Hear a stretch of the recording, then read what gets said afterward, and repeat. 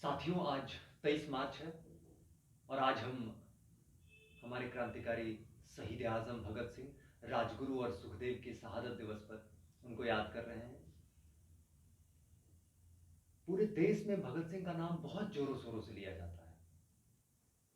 अभी हाल ही की अगर एक घटना मैं आपको बताऊं तो पंजाब के जो नए नए मुख्यमंत्री बने हैं भगवंत मान, उन्होंने भगत सिंह की तस्वीर अपने ऑफिस में लगाई है। लेकिन सवाल यही है कि क्या ये राजनेता सिर्फ भगत सिंह का इस्तेमाल करते हैं, लोगों की भावनाओं, लोगों के इमोशंस जो भगत सिंह के प्रति हैं उनका इस्तेमाल करते हैं अपने राजनीति के लिए,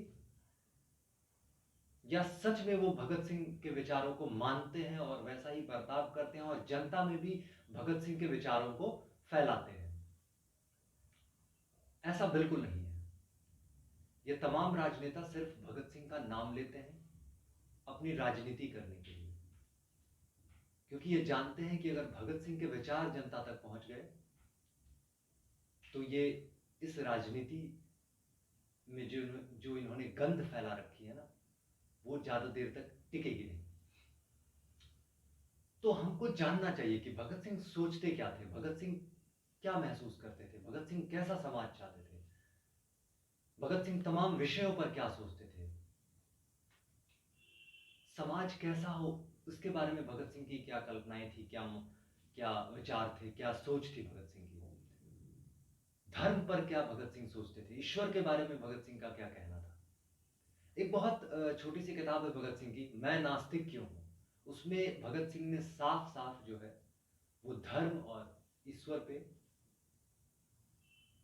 कटाक्ष किया है और साफ साफ शब्दों में धर्म और ईश्वर की आलोचना की है और खुद को नास्तिक बताया है।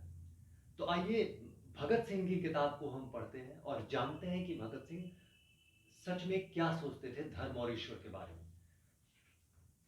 बहुत पतली सी किताब है, मैं नास्तिक क्यों हूं, उसको मैं पढ़ रहा हूं।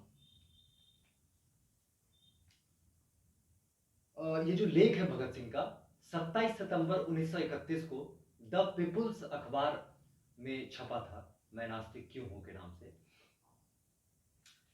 इस लेख में भगत सिंह ने ईश्वर की उपस्थिति पर अनेक तर्कपूर्ण सवाल खड़े किए हैं और इस संसार के निर्माण, मनुष्य के जन्म, मनुष्य के मन में ईश्वर की कल्पना के साथ साथ संसार में मनुष्य की दीनता, उसके शोषण, दुनिया में व्याप्त अराजकता और वर्ग भेद की स्थितियों का भी विश्लेषण किया है।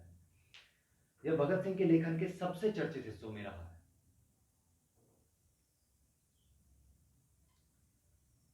दरअसल ये लेख भगत सिंह को क्यों लिखनी पड़ी, उसके पीछे एक छोटी सी कहानी है। मैं आपको सुनाता हूं पढ़ के। स्वतंत्रता सेनानी बाबा रणधीर सिंह 1930-31 के बीच लाहौर के सेंट्रल जेल में कैद थे। वे एक धार्मिक व्यक्ति थे जिन्हें यह जानकर बहुत कष्ट हुआ कि भगत सिंह का ईश्वर पर विश्वास नहीं है। वे किसी तरह भगत सिंह की काल कोठरी में पहुंचने में सफल हुए और उन्हें ईश्वर के अस्तित्व पर यकीन दिलाने की कोशिश की। असफल होने पर बाबा ने नाराज होकर कहा कि प्रसिद्धि ने तुम्हारा दिमाग खराब कर दिया,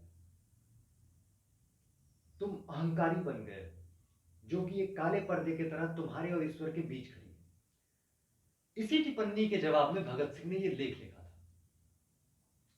तो आइए हम लोग जानते हैं कि भगत सिंह ने क्या लिखा था। भगत सिंह लिखते हैं, एक नया प्रश्न उठ खड़ा हुआ है। क्या मैं किसी अहंकार के कारण सर्वशक्तिमान, सर्वव्यापी तथा सर्वज्ञानी ईश्वर के अस्तित्व पर विश्वास नहीं करता हूं? मेरे कुछ दोस्त शायद ऐसा कहकर मैं उन पर बहुत अधिकार नहीं जमा रहा हूं, मेरे साथ अपने थोड़े से संपर्क में इस निष्कर्ष पर पहुंचने के लिए उत्सुक है कि मैं ईश्वर के अस्तित्व को नकार कर कुछ जरूरत से ज्यादा आगे जा रहा हूं और मेरे घमंड ने कुछ हद तक मुझे इस अविश्वास के लिए उकसाया है। मैं ऐसी कोई सेखी नहीं बगाड़ता कि मैं मानवीय कमजोरियों से बहुत ऊपर हूं। मैं एक मनुष्य हूं और इससे अधिक कुछ भी नहीं। कोई भी इससे अधिक होने का दावा नहीं कर सकता। यह कमजोरी मेरे अंदर भी है। अहंकार भी मेरे स्वभाव का एक अंग है। अपने कॉमरेडों के बीच मुझे निरंकुश कहा जाता था।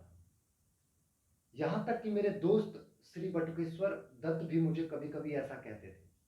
कई मौकों पर स्वेच्छाचारी कह मेरी निंदा भी की गई। कुछ दोस्तों को शिकायत है और गंभीर रूप से कि मैं अनचाहे ही अपने विचार उन पर थोपता हूं और अपने प्रस्तावों को मनवा लेता हूं। यह बात कुछ हद तक सही भी है, इससे मैं इनकार नहीं करता। इसे अहंकार कहा जा सकता है। जहां तक अन्य प्रचलित मतों के मुकाबले हमारे अपने मत का सवाल है, मुझे निश्चय ही अपने मत पर गर्व है, लेकिन यह व्यक्तिगत नहीं है। ऐसा हो सकता है कि यह केवल अपने विश्वास के प्रति न्यायोचित गर्व हो, और इसको घमंड नहीं कहा जा सकता। घमंड तो स्वयं के प्रति अनुचित गर्व की अधिकता है। क्या यह अनुचित गर्व है जो मुझे नास्तिकता की ओर ले गया, अथवा इस विषय का खूब सावधानी से अध्ययन करने और उस पर विचार करने के बाद मैंने ईश्वर पर अविश्वास किया? आगे लिखते हैं भगत सिंह, मैं यह समझने में पूरी तरह असफल रहा हूं कि अनुचित गर्व तथा वृथा विमान किस तरह किसी व्यक्ति के ईश्वर में विश्वास करने के रास्ते में रोड़ा बन सकता है। किसी वास्तव में महान व्यक्ति की महानता को मैं मान्यता ना दूं, यह तभी हो सकता है जब मुझे भी थोड़ा ऐसा यश प्राप्त हो गया हो जिसके या तो मैं योग्य नहीं हूं, या मेरे अंदर वे गुण नहीं है जो इसके लिए आवश्यक है। यहां तक तो मैं समझ में आता है, लेकिन यह कैसे हो सकता है कि एक व्यक्ति जो ईश्वर में विश्वास रखता हो, सहसा अपने व्यक्तिगत अहंकार के कारण उसमें अविश्वास करना बंद कर दे। दो ही रास्ते संभव हैं, या तो मनुष्य अपने को ईश्वर का प्रतिद्वंदी समझने लगे, या वह स्वयं को ही ईश्वर मानना शुरू कर दे। इन दोनों ही अवस्थाओं में वह सच्चा नास्तिक नहीं बन सकता। पहली अवस्था में तो वह अपने प्रतिद्वंदी के अस्तित्व को नकारता ही नहीं है। दूसरी अवस्था में वह ऐसी चेतना के अस्तित्व को मानता है जो पर्दे के पीछे से प्रकृति की सभी गतिविधियों का संचालन करती है। मैं तो उस सर्वशक्तिमान परमात्मा के अस्तित्व से ही इनकार करता हूं। यह अहंकार नहीं है जिसने मुझे नास्तिकता के सिद्धांत को ग्रहण करने के लिए प्रेरित किया। मैं ना तो एक प्रतिद्वंदी हूं, ना ही एक अवतार, और ना ही स्वयं परमात्मा। इस अभियोग को अस्वीकार करने के लिए आइए तथ्यों पर गौर करें। मेरे इन दोस्तों के अनुसार दिल्ली बम केस और लाहौर षड्यंत्र केस के दौरान मुझे जो अनावश्यक यश मिला, शायद उस कारण मैं वृथाभिमानी हो गया हूं। मेरा नास्तिकतावाद कोई हाल की उत्पत्ति नहीं है। मैंने तो ईश्वर पर विश्वास करना तब छोड़ दिया था जब मैं एक अप्रसिद्ध नौजवान था। कम से कम एक कॉलेज का विद्यार्थी तो ऐसे किसी अनुचित अहंकार को नहीं पाल पोस सकता जो उसे नास्तिकता की ओर ले जाए। यद्यपि मैं कुछ अध्यापकों का चहेता था तथा कुछ अन्य को मैं अच्छा नहीं लगता था, पर मैं कभी भी बहुत मेहनती अथवा पढ़ाकू विद्यार्थी नहीं रहा। अहंकार जैसी भावना में फंसने का कोई मौका ही न मिल सका। मैं तो एक बहुत लज्जालू स्वभाव का लड़का था जिसकी भविष्य के बारे में कुछ निराशावादी प्रकृति थी। भगत सिंह आगे लिखते हैं, मेरे बाबा, जिनके प्रभाव में मैं बड़ा हुआ, एक रूढ़िवादी आर्य समाजी है। एक आर्य समाजी और कुछ भी हो, नास्तिक नहीं होता। अपनी प्राथमिक शिक्षा पूरी करने के बाद मैं डीएवी स्कूल लाहौर में प्रवेश लिया और पूरे 1 साल उसके छात्रावास में रहा। वहां सुबह और शाम की प्रार्थना के अतिरिक्त मैं घंटों गायत्री मंत्र जपा करता था। उन दिनों मैं पूरा भक्त था। बाद में मैंने अपने पिता के साथ रहना शुरू किया। जहां तक धार्मिक रूढ़िवादिता का प्रश्न है, वह एक उदारवादी व्यक्ति है। उन्हीं की शिक्षा से मुझे स्वतंत्रता के ध्येय के लिए अपने जीवन को समर्पित करने की प्रेरणा मिली, किंतु वे नास्तिक नहीं है। उनका ईश्वर में दृढ़ विश्वास है। वे प्रतिदिन मुझे पूजा प्रार्थना के लिए प्रोत्साहित करते रहते थे। इस प्रकार से मेरा पालन पोषण हुआ। असहयोग आंदोलन के दिनों में राष्ट्रीय कॉलेज में प्रवेश लिया। यहां आकर ही मैंने सारी धार्मिक समस्याओं, यहां तक कि ईश्वर के अस्तित्व के बारे में उदारतापूर्वक सोचना, विचारना तथा उसकी आलोचना करना शुरू किया। पर अभी भी मैं पक्का आस्तिक था।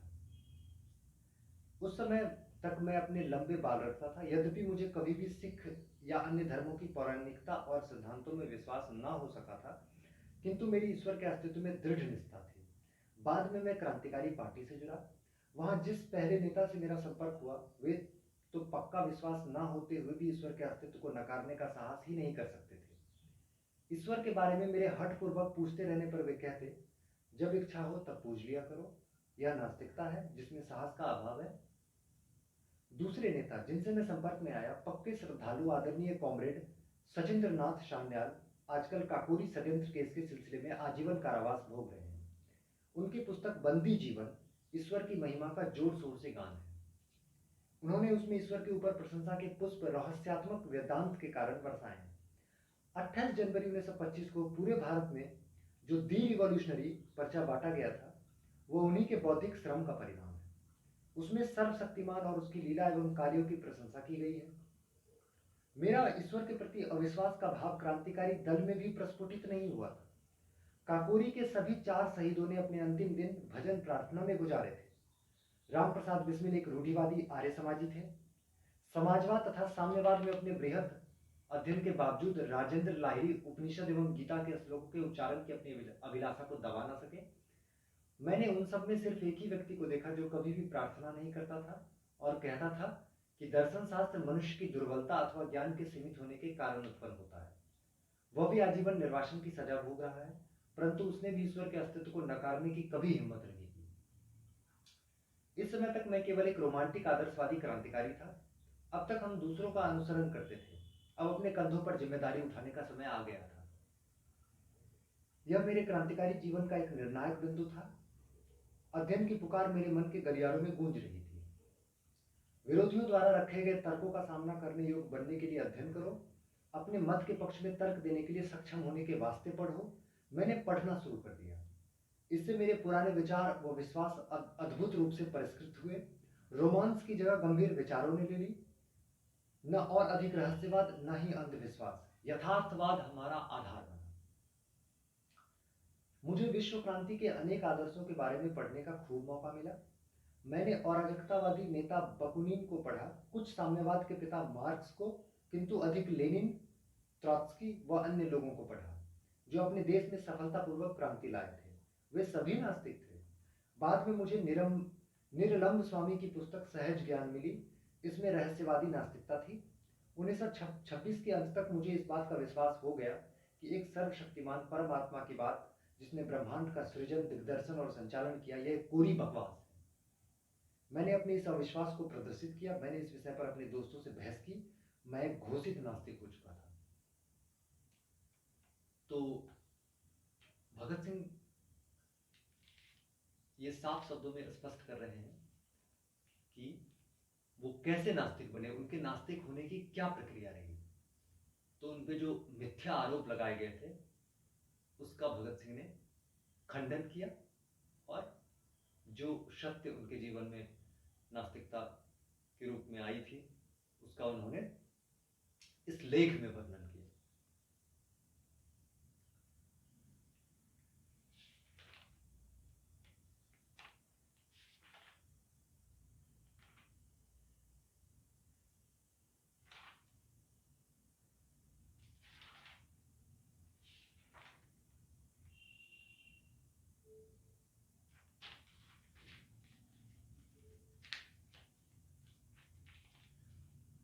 एक इसी लेख में एक और भगत सिंह ने एक तर्क देते हुए लिखा है, अपनी बात को मजबूती से रखते हुए एक बहुत ही अच्छा तर्क दिया है भगत सिंह ने। तो देखते हैं भगत सिंह ने क्या लिखा है। मैं पूछता हूं, तुम्हारा सर्वशक्तिशाली ईश्वर हर व्यक्ति को क्यों नहीं उस समय रोकता है जब वह कोई पाप या अपराध कर रहा होता है? यह तो बहुत आसानी से कर सकता है। उसने क्यों नहीं लड़ाकू राजाओं की लड़ने की उग्रता को समाप्त किया और इस प्रकार विश्व युद्ध द्वारा मानवता पर पड़ने वाली विपत्तियों से उसे बचाया?